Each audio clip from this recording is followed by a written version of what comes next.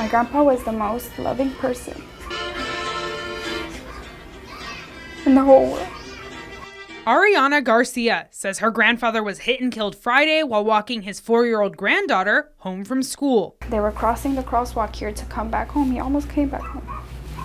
And they didn't make it. Garcia wasn't there when it happened, but she says her aunt called her immediately and told her she needed to get to her grandpa's house quick. And she tells me, she was like, "Mija, tu tata ya no está aquí con nosotros." Like, my grandpa isn't here with us anymore.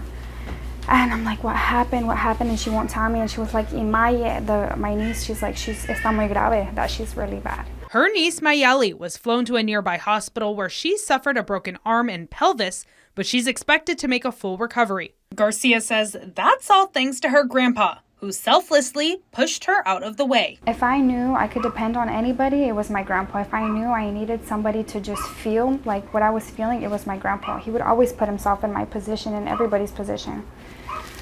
Everybody is just devastated. Garcia says her grandpa was the glue to their family and helped raise her. So losing him is tough. My grandpa was the most compassionate person I've ever known. The accident happened just a block away from their house in the middle of a crosswalk. Just be so cautious, like it could have been prevented. And since I've known Dinuba and since I've come to Dinuba and since I've lived in Dinuba, I've encountered like hundreds of reckless drivers, especially on this road. Want to see more stories like this? Watch Great Day weekday mornings from 5 to 10 and Fox 26 News at 10.